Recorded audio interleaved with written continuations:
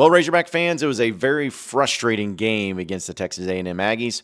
What went wrong for the Razorbacks? Well, let's talk about it on today's Locked On Razorbacks podcast.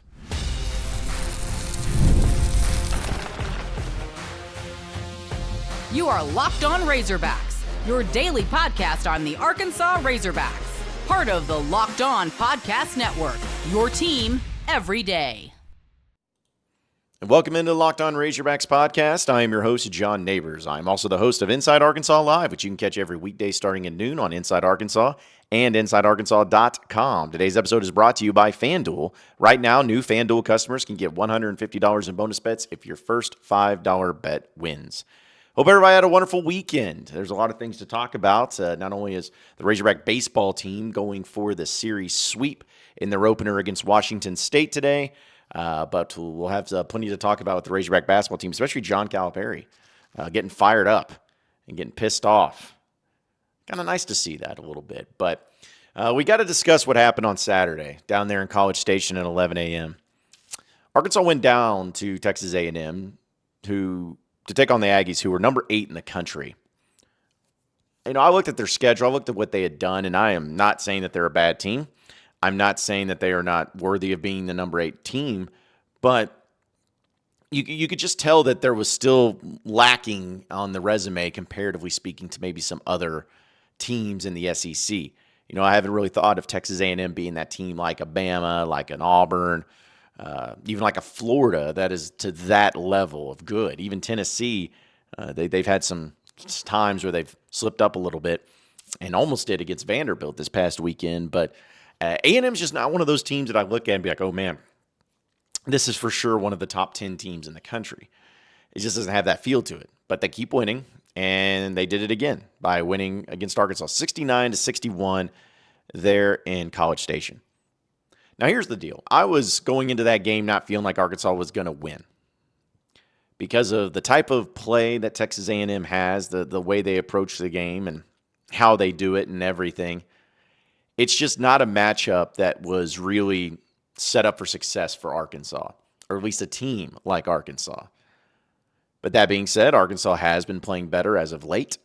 They had some nice moments and some nice things in games even that they lost here lately. So going down there and just trying to take care of business, trying to steal one, if you will, on the road against a good Texas A&M team. But it's not what happened. And if I would have told you the final score before the game even started at 69-61, if I'd been like, well, that was a frustrating game. I'm sure it was the defense that really suffocated Arkansas. You know, they just couldn't find out. Maybe it was a lot of free throws, a lot of fouls, whatever it was. Because let's be honest, Texas A&M their whole game and how they do things is they really hammer the offensive rebounds or just rebounding in general, as well as getting to the free throw line. Those are their two biggest things. They shot 2 more free throws than Arkansas in this game. And they only out-rebounded the Razorbacks by 3. The two things that A&M does really well and what causes problems to other teams, they didn't really necessarily do that well in this game.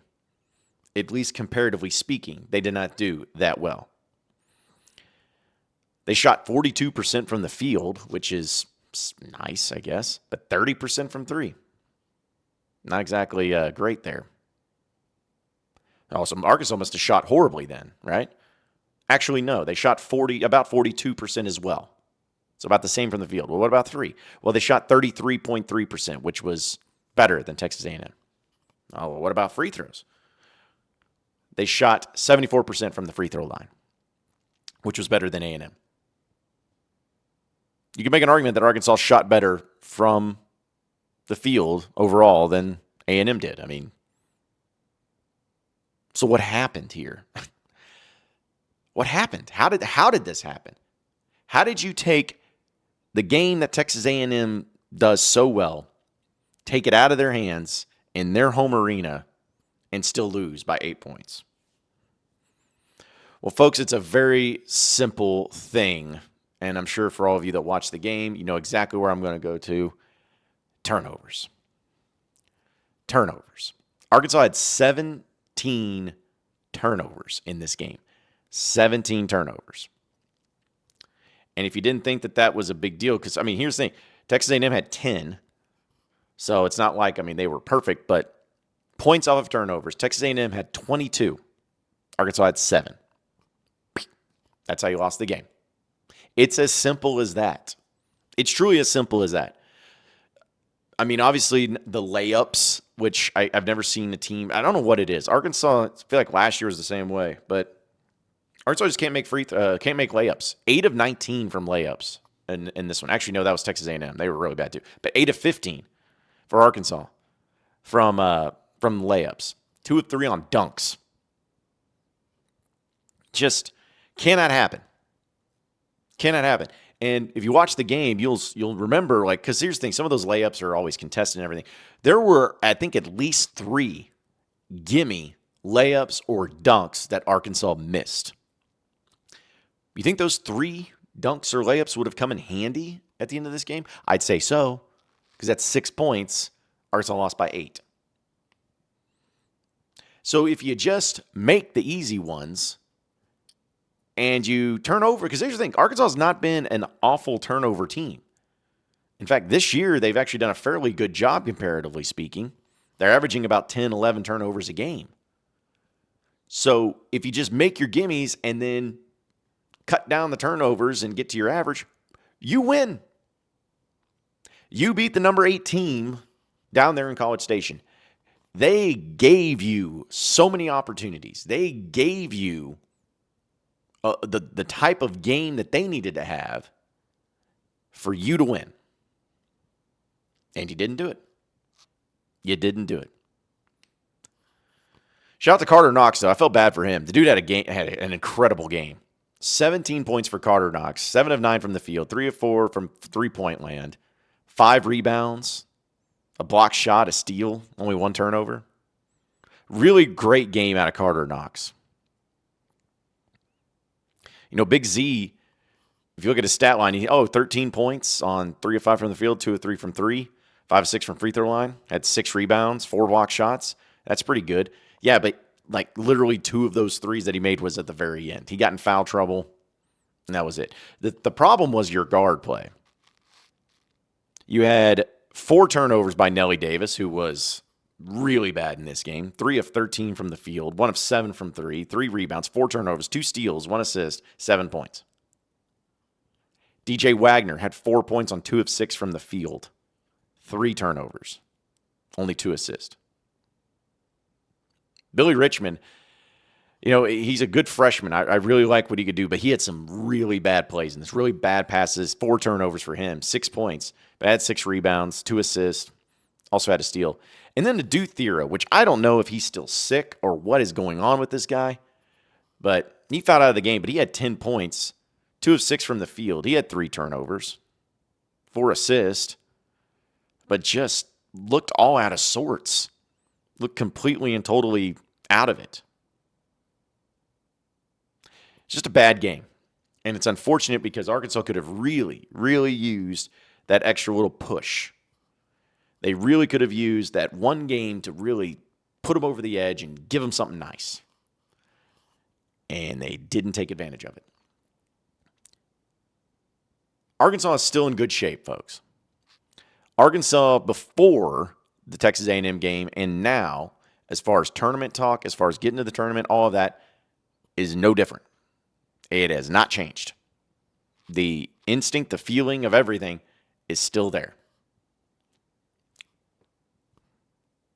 It just would have been nice to solidify yourself into one with a win like that. You got a return trip home after a while, but you had this team called Auburn coming up. I've heard they're good. Number 1 in the country. They just went into Alabama, the number 2 team in the country, and won. So you get to play them. And I'm going to be there, actually. So how much fun is that going to be? But hopefully, I'm not expecting to win that one either, but hopefully there's a little something in there. Hopefully there's at least a little bit more better play on your end. Because I'm going to be very frustrated if Arkansas has another game like this where they were in position, they had good spots, and they just couldn't capitalize. That's going to be really frustrating. But we'll talk about Cal. He had something to say in his press conference, a lot of things to say in his press conference, and he got pretty fired up. So we'll talk about that and a lot more here on Locked On Razorbacks podcast. So stay with us. All right, Razorback fans, I'm here to tell you about FanDuel. When the game tips, the NBA action is just getting started, and there's no better place to get in on it than FanDuel, America's #1 sports book. With FanDuel, you can place live bets throughout the game, so even when you miss the opening tip-off or want to bet a fourth-quarter comeback, you can stay in on the action. And if you're looking for a bigger payout, you can even combine your live bets into a same-game parlay. Here's the thing.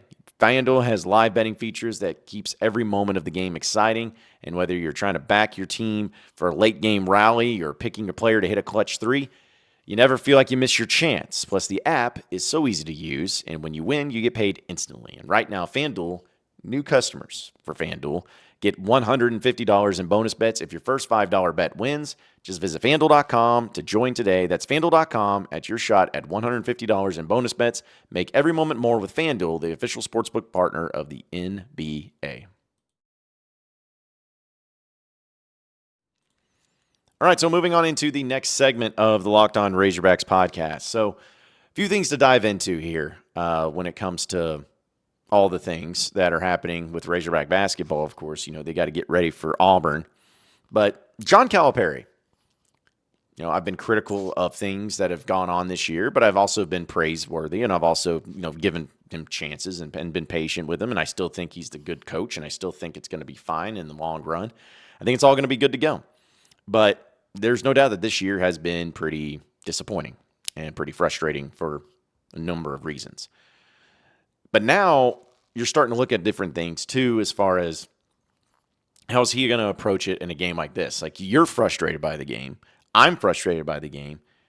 But how does he feel about the game? Well, we could play a lot of different clips, but I want to play this specific one. This is John Calipari after the game.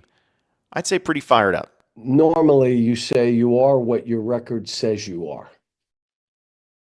But in this league, the way this is, you just got to get it going at the right time. And I thought we did. And Alabama's, they're really good too. This team is really good. Guess what? We had a chance at both of them, but we didn't. And for us to bust through, we're going to have to beat somebody. We can say what we want. Like, I wanted to make sure they weren't happy we're going to be okay. No. If we won that game, say it, we're in the tournament.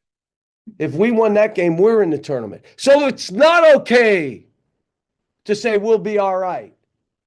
Now you're going to have to go get somebody else. I didn't want to put that on them because I got some guys a little bit fragile. So I'm having to hold them accountable, but keep picking them up. And they're a little fragile. But when you're losing some games or you're not playing well, that happens. And I still love coaching these guys. I'm like if you want, but I gotta hold them accountable. You pick them up.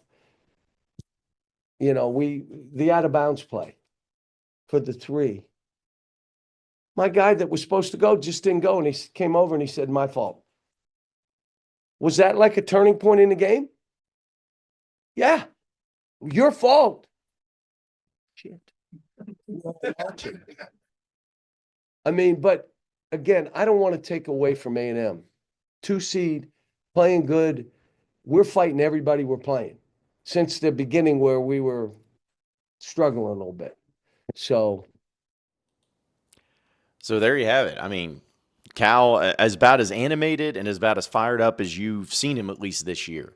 Now, some of you may see that or hear that and be like, who cares? Well, what does he know of? And he's just putting on an act. He's, doing the Cal bit, the classic Cal and everything.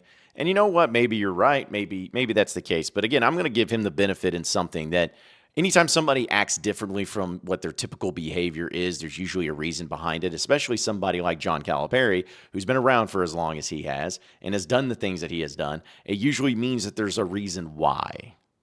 There needs to be a reason why he has approached it this way and why he has gotten fired up about it and why he has everything about it. And from that little clip right there, you can tell that the frustrations are one thing in the season in general, but to see that you had your chance, you had your opportunity, and you blew it. And people will be like, well, golly gee, at least you held your own against the number 8 team, and you're fine. You're fine in the NCAA tournament. He's saying, no, that's not okay. We are not fine. Now, you're probably saying, well, John, you just said we were fine in the last segment. I did, but I'm not on the team. I'm talking about him. I'm not there saying, if there, and I don't know what was going on in the locker room, but if there's any players that were just like, man, that was a close game, gave it our all, but, hey, we're fine, though. We're good. That's not the mentality that you want to have. And I can tell you that Cal does not want the mentality to have the team either. Because as he said, if you win that game against Texas A&M, if you beat Texas A&M, you're in the tournament. You're in the tournament. Like, you'd have some games coming up that would be pretty intense that you'd have to make sure you took care of business, like Texas at home, at South Carolina, games that you're supposed to win. But that's the type of Q1 major win that once you do it, boom, you are solidified into the NCAA tournament, barring any sort of major disaster, which would be like losing out. That could have done that for you. And they had their chance, and they missed it. And I'm thankful for Cal taking that type of approach, because that's the right approach to take. That's the way that needs to be done. That's the way it needs to be handled. And I like the fact that he, of course, dropped a little expletive there. But, yeah, just like the turnover, I didn't even bring that up, of when a dude Thero's looking over at Cal being my bad, and the guy passes him the ball, hits him in the chest, or hits him in the balls, and then he turns it over. Just stupid, careless, dumb stuff like that. Cannot happen, should not happen, and I'm really hoping that this is a turning point to where this type of thing doesn't happen again. Because, again, this team has shown so much more promise here lately than they did previously. They have. But it has to be good enough. You still have to do the little things right, and Arkansas just didn't do the little things right. Plain and simple. But you know what? One team that is doing pretty all right over the weekend, it's the Razorback baseball team. They go for the clean sweep of Washington State today. But let's talk about what happened in the first 3 games coming up next here on the Locked On Razorbacks podcast.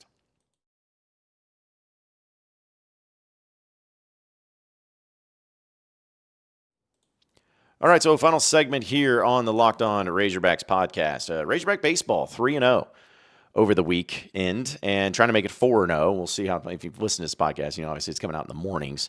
So, who knows what happens in here in the Monday game. But Arkansas's 3-0 right now. And, they had to move it into a double header on Friday because of the weather on Sunday, because the weather on Sunday was pretty brutal. And then Saturday was also a little bit rainy, but they got 3 games in.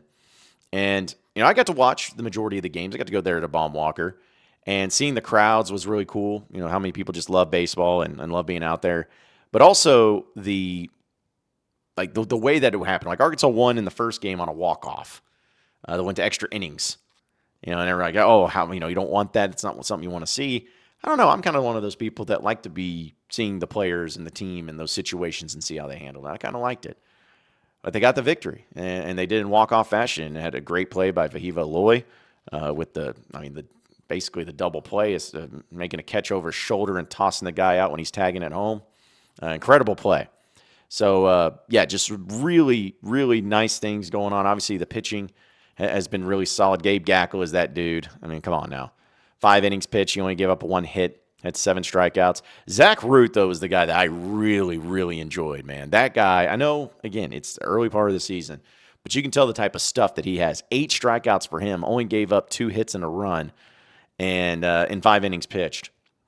That's what you want to see. That's what you want to see when you're trying to figure out who you're going to be your second starter and everything. That's definitely what you want to see.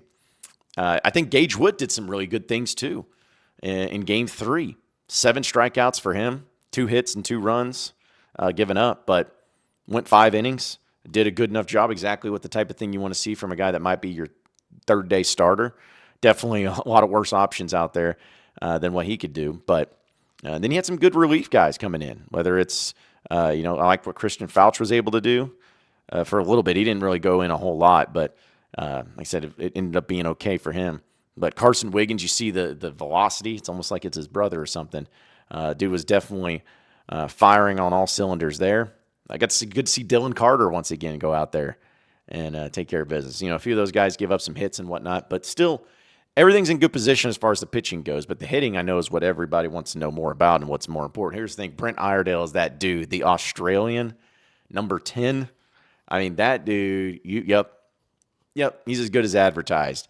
He is killing it right now. He had 2 home runs over the weekend and just absolute piss missiles that he was knocking out of the park.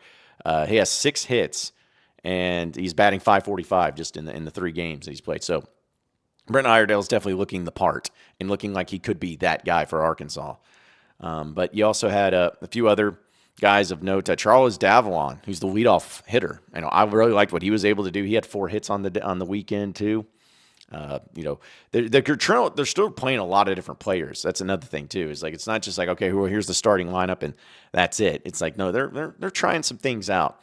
Because I know Diggs did not have the greatest days, or at least the greatest weekend. He only played in 2 games, but batted 143. Nolan Souza 143. Rocco Pepe 111. So some of those guys, again, this is very early part, but I definitely wanted to see some more out of them. Vahiv Aloy, hit 200 over the weekend as well. But one guy I really like is Justin Thomas Jr. That dude's quick. He's fast. He's athletic. He's a great outfielder, what it looks like. So good to see him. But even a little Aloy got a home run, so that was cool to see. And also a big Aloy had a home run. So you got those 2 guys had home runs, and then 2 for Brent Iredale as well.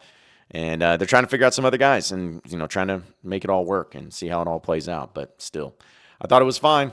Still a lot of ways to go. We'll see what they do today, but it's great to have Razorback baseball back, and it's going to be a big weekend for them, that is for sure. But I appreciate each and every one of you listening and watching into the Locked On Razorbacks podcast. Be sure to like and subscribe to the podcast on iTunes or on Google Play.